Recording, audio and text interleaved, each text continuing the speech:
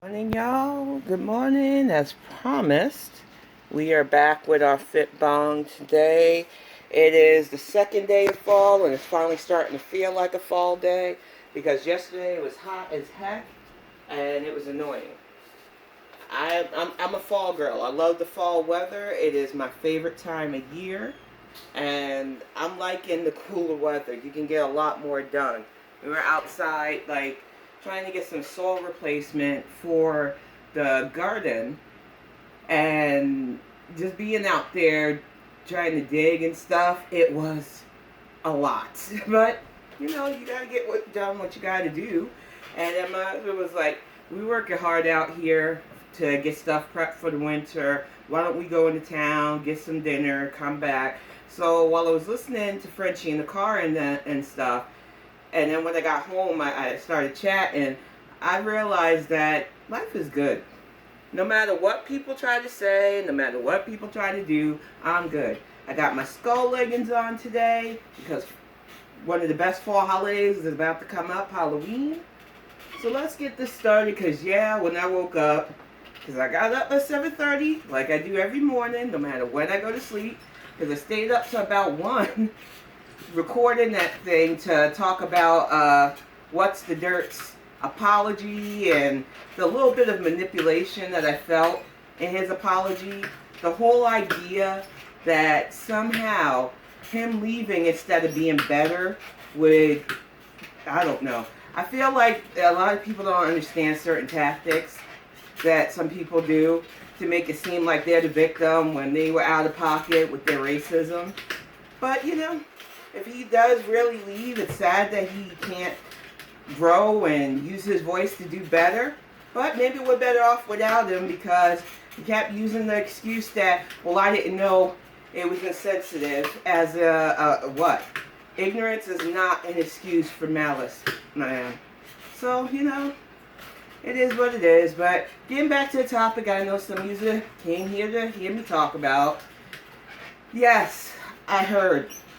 I watched Garlic's recap, and I have a certain feel about the people that want to praise Foodie for getting back to form, because we know she was in FFG's chat last night as we watched the retro react, and we all just got a good laugh at the out-of-pocket behavior that she had when she was lazy reindeering the Canadian crack demon and his woman, and some of the things that we were noticing with the way she handled herself during that era and telling everybody that you just don't understand, I'm the victim, but I love him, I was under his spell, whatever. That's her story. I know how I feel about the situation as somebody who survived DV. I just don't, her shit just don't gel well with me, okay? I'm going to leave it at that because I wasn't there, thank God. We only know what she wanted to tell us, and their back and forth leaves nobody in that situation likable. But there's certain topics that are very sensitive to me because of my own background. So I'm just going to leave it to, I feel like there was mutual awfulness in their situation. But some people want the old Chantal back. And I get it. It's entertainment. She is the carnival gift that keeps giving. People are like, she's willing to make fun of herself. She's willing to poke at herself. She's willing to sell out her self-esteem if it's already in the negative for views.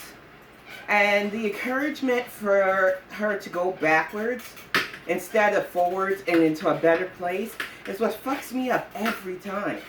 Because the same people who criticize the people who only go into her chats to tell her to eat stuff or go into her chats to start shit with me, forgetting that I bring Gemini energy. I told y'all fuckers I'm crazy. I don't know how many more times or ways I need to say that shit.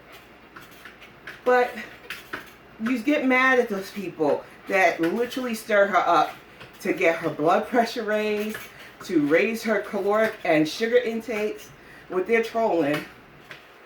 But you don't see the problem in trying to get her to act out of pocket again when she's literally supposedly in a religion that takes that shit really seriously. We all know that it's an act.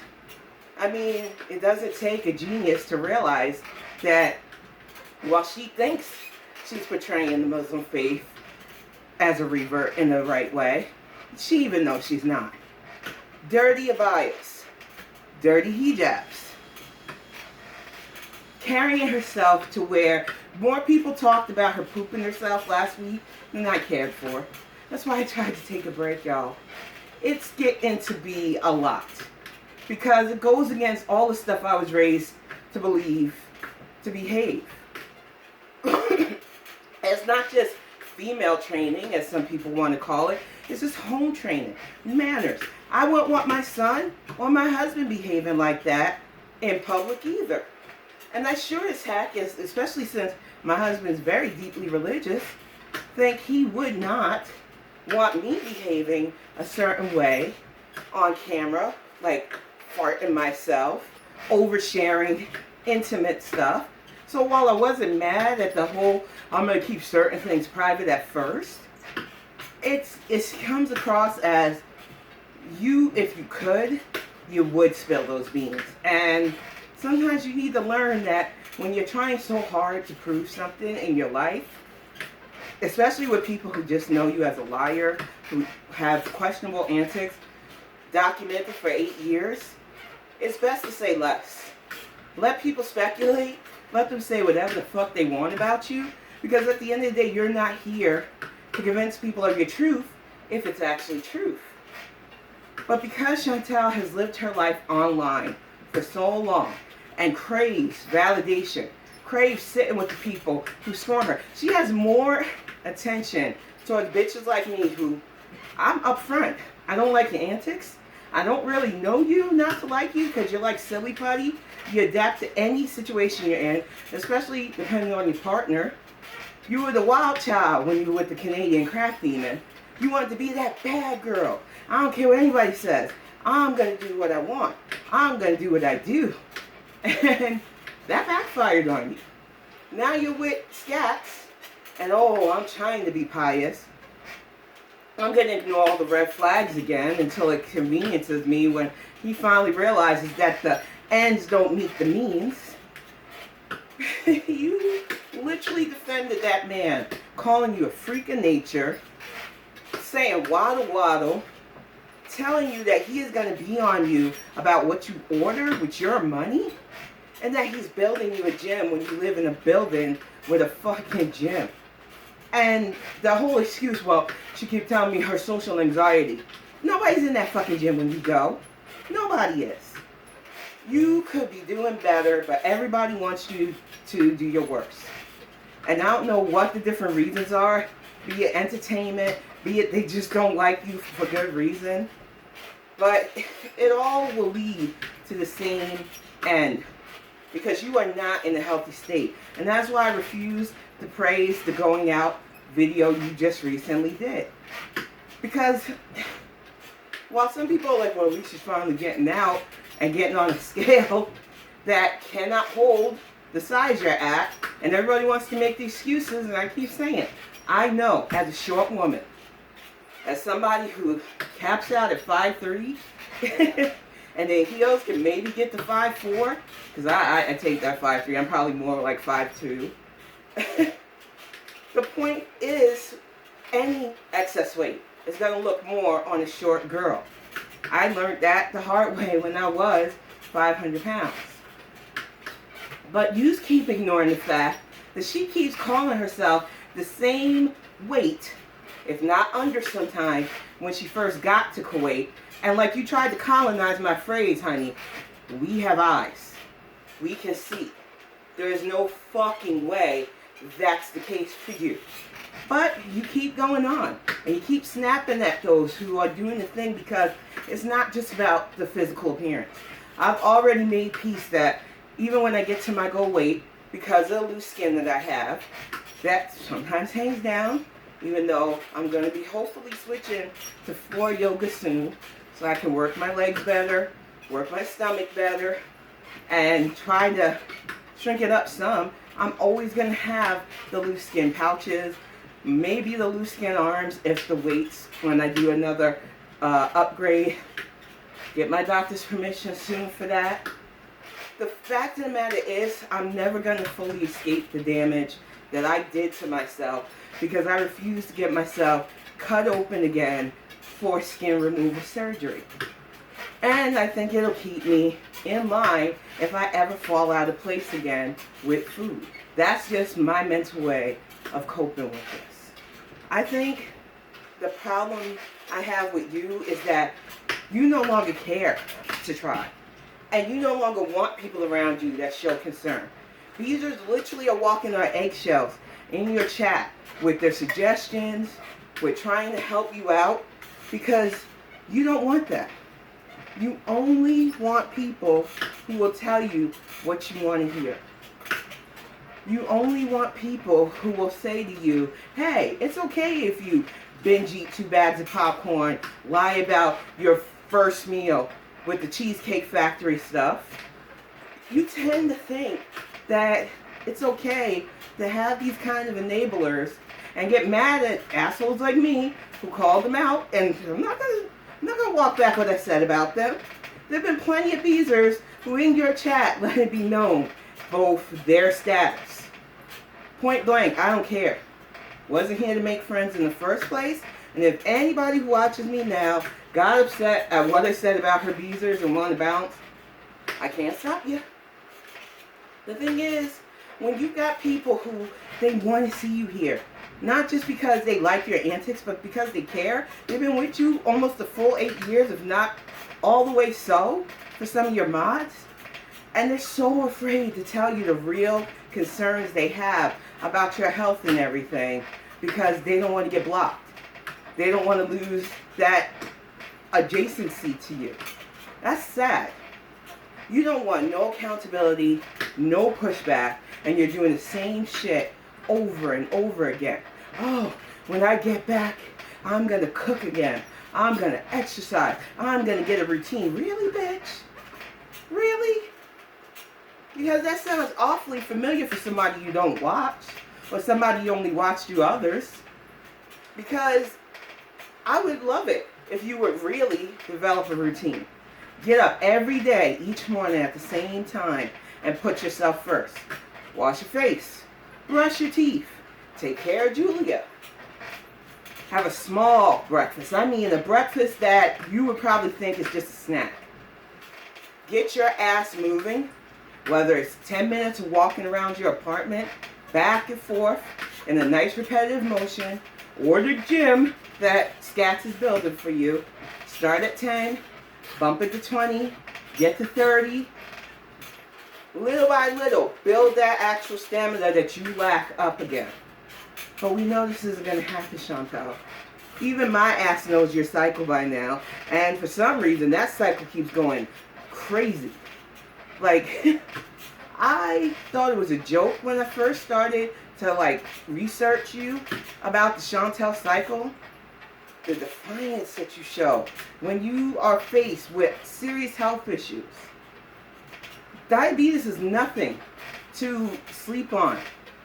You could literally go into shock, coma, or not be here simply because food is way more pleasurable and the views you get from stuffing your face is more lucrative than your life.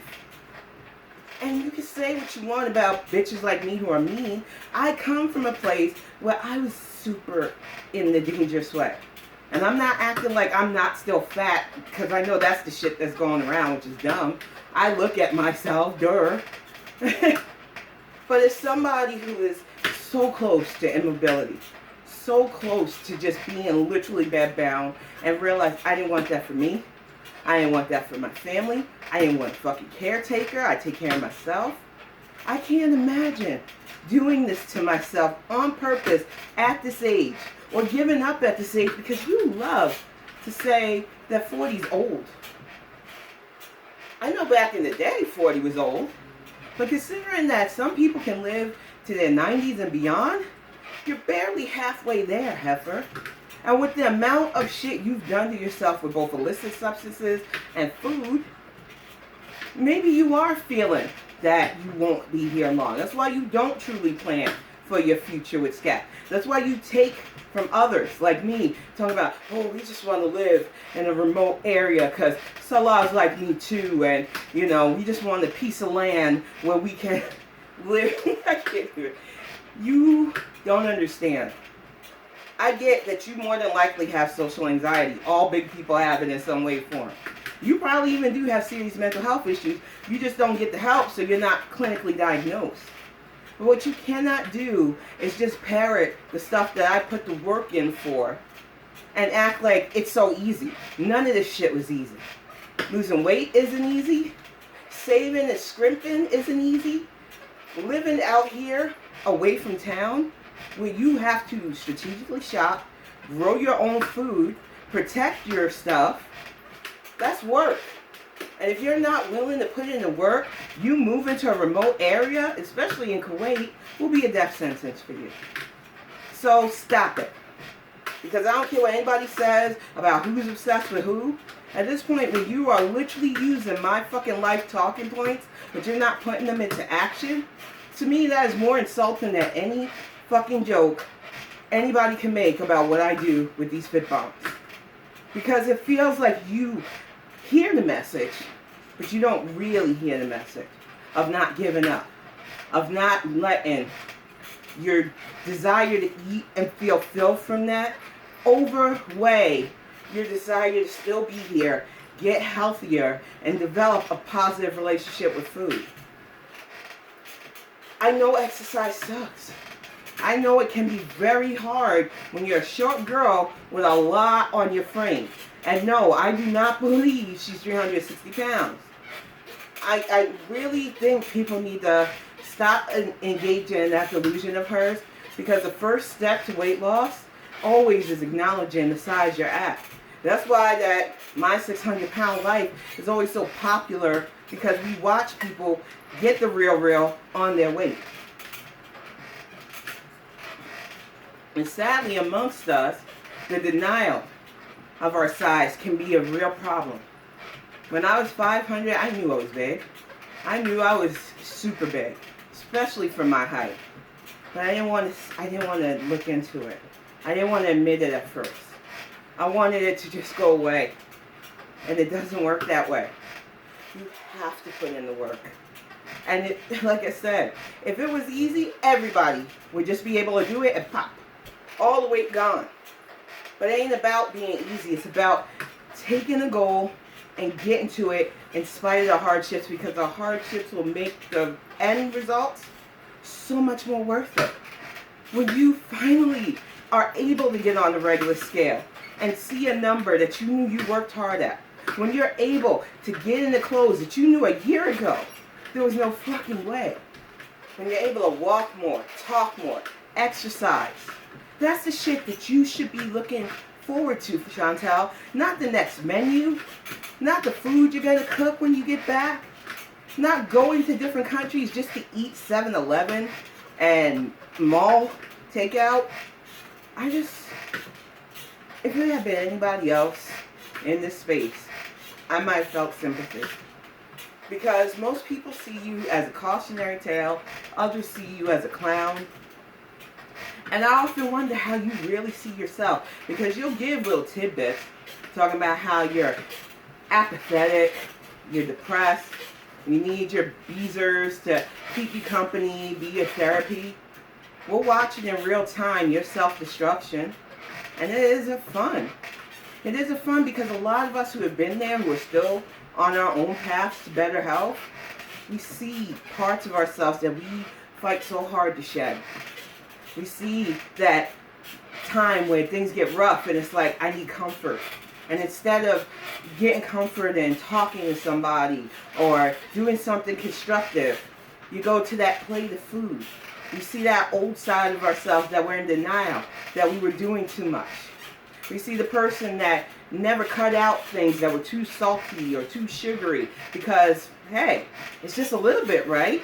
Until it's not. The fact is, I wish you weren't such a cautionary tale. I wanted you to be an inspiration, but it's not just your fat, Chantal. You need a whole personality implant at this point. Your fat is like a drop of the thing. It's just the easiest thing to dunk on at this point, like some of you tried with me. And the thing is, when you know that you're doing the right thing, when you know where you were to where you are now, let them talk. But you're not doing the thing. You've had a history of being awful, being self-centered, being manipulative.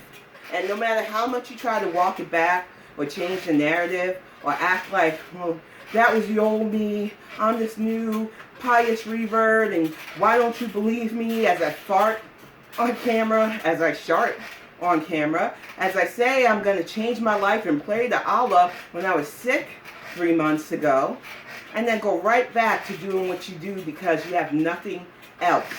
And you refuse. Oh, I can't trust people, so that's why I can't have friends. You don't want friends that'll hold you accountable for your actions.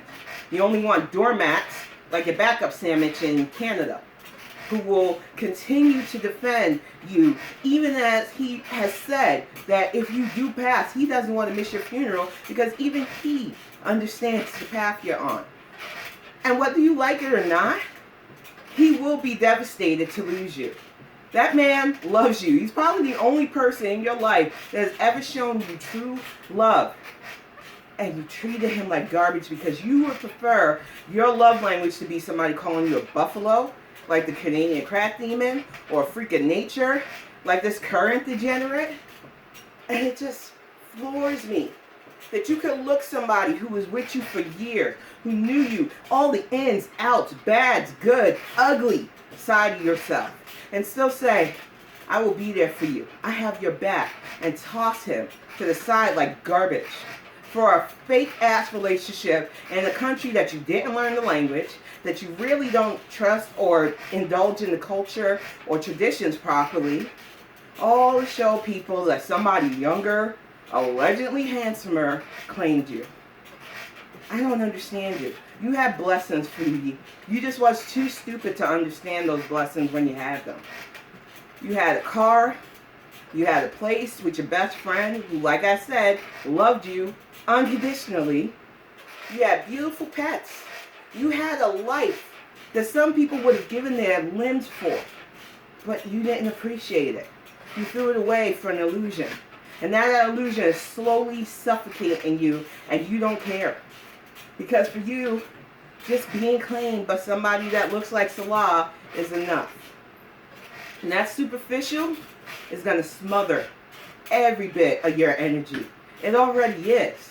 So when people want to praise you for tilting a fucking street scale that you even admitted in the video, from the recap I heard, you couldn't stand all the way on and you had to hold on to it. When I keep saying you need an actual bariatric scale, which I get on at the doctor's office, so I don't fake the funk about my size.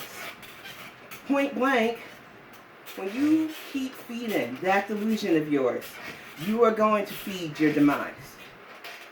You turned away from a life you could have had in a country that had way better for you in regards to health care, mental health care, all the things you would have needed to get to a better place.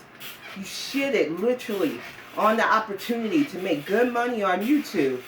And now you're like, well, I'm going to talk about living paycheck to paycheck so I can seem relatable. But not many of us can relate to a $20K a month payday squandered on somebody who didn't love you, and when you were told they didn't love you, you got more defiant. You just don't see what happens behind closed doors. Man, when you and this Kuwait illusion ends, if you make it out of it alive, because I'm going to be blunt about it, I don't think that's going to be the case, because I don't think you care enough at this point. If you make it out of this situation alive, though, no one, besides maybe your still loyals, are going to want to hear you talk about how awful Scats was to you. How he treated you. Well, look, you seen what he said to me in the comments section. You don't know what he said behind closed doors. No, dear, because it was private. Remember? We couldn't know. And we honestly don't care because you are the type of person that thinks that horribleness is love. And it's not. Anybody who loves you wouldn't put you down. Anybody who loves you would understand your struggle and still try to build you up to do better and be there with them. They don't make demands. They don't diminish your existence. That's not humor. He legitimately disrespected you for everybody to see, and because you're so desperate to show him off like a show pony, instead of having an actual partner that wants to work with you, make your channel better, make you better. Look at Pete. He at least did skits with you. He at least was willing to read comments for you, take care of you. But it's like I said earlier, you don't respect those who care about you. You don't respect those who like you. You only seem to go after the people who take you down because for some reason, and maybe it's because instead of letting bullying teach you that nasty people aren't okay, you still want to be like that. You still want to sit on the side of the table of the people who mock instead of being the one who's mocked. But you don't understand that you don't have the self-esteem or the self-worth to ever do it properly. Even when you clap back, it screams of desperation, of you hurt my feelings, but I don't want you to see that you hurt my feelings, so I'm just going to do stupid insults. I can't pick apart your actual life. I can try to diminish it, but when I say it, and when people hear me say it, I know I look like a fucking fool. Because no matter what you say about my physical looks, you can't say fuck all about my accomplishments. Because I work damn hard for them, and I am seeing the goals every fucking day from what I do. I think the problem with you is that you're still in that view that because I could never, nobody should be able to. There's gotta be illusion. She just doesn't show what she eats. I've shown you what I eat, and I know you fucking stalk my community tab. Mr. Oh, she wrote a poem about my family fucking 3 months ago. Come on now. Heifer, you're playing these stupid games and you're going to win stupid prizes. Because unlike some people who don't really pay attention to the shit you say when it's brought to me, because like I said, I really wanted a foodie detox last week. It was a bit too much. I'm getting fucking text messages. Did you know she shit herself? And it's like, oh my God. I'm this deep into this shit where people are literally sending me clips of you doing that. And I'm just like, what? Okay. All right. Break time. And I couldn't even go away for a couple of days. And the same thing with Frenchie. Anytime Frenchie takes a break from you, anytime Frenchie wants to talk about anybody but you, you go in with these rages and insults and attack because you need us. Whether you like to say it or not, you need us paying attention to you badly. And I don't think you understand that people don't just attack me outside your cadre of clowns for my physical appearance because I don't lie to them. I don't act like losing weight is easy. I don't act like I'm at my goal weight already. I'm not going to disappear and then come back swell. I want people to see the work that needs to be put in constantly to get to a better place. I want people to see me doing more, being able to speak while doing more, enjoying the benefits of life when you put in the actions. But you can never, so you put that on everybody else. And like I showed on Saturday, that's not the case. I show people just starting in their journeys. I've shown people who are on their journeys, working on themselves and improving themselves. And I've shown people with success. And I want people to know that even though I criticize the hell out of Chantel, this isn't a blanket statement against everybody who's big. Unless you're one of those weirdo fat acceptance people. Because, like I said, there's a difference between body positivity, which means you accept you in a world that can't accept you, and you love yourself enough to understand that, versus, well, I'm big, the world needs to accommodate to my shit, and give me bigger planes, bigger hotels, and blah, blah, blah, like that weirdo J-Bay shit. There's a difference. And I wanted to highlight the people who said, you know what? I know I'm in a bad way.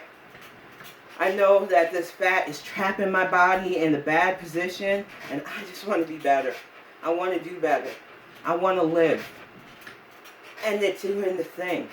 And that could have been you, Chantel. Thank you, honey. You're welcome. But you don't want it.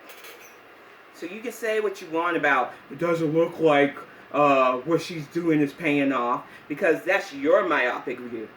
But as somebody who can exercise and talk to your ass and the people who watch for 30 minutes, if not more, who can walk around my place without sounding like I need an oxygen tank, who understands where I was and where I'm currently at. You and whoever wants to try to put me down for doing the thing, to show people that I'm not perfect, but at least I'm here showing you what I can do each day so that people will get up. And even if it takes only 5 minutes to start, even if you have to do it in increments of 5, you can be where I'm at and better if you keep at it. You might hate me, Chantel, and I hope you do, because I don't really care for you. But you can't deny the results, bitch. Either way, y'all. That's it for today's Fitbang. I hope you enjoy. I'm going to have this posted. It's a D&D day. It's a nice rainy fall day. And I hope that you all get to relax. I hope that you enjoy the rest of your weekend if you're a weekender, or the start of your week if you're overseas. But for me, I'm going to go get cleaned up, get ready for D&D, and have a good day.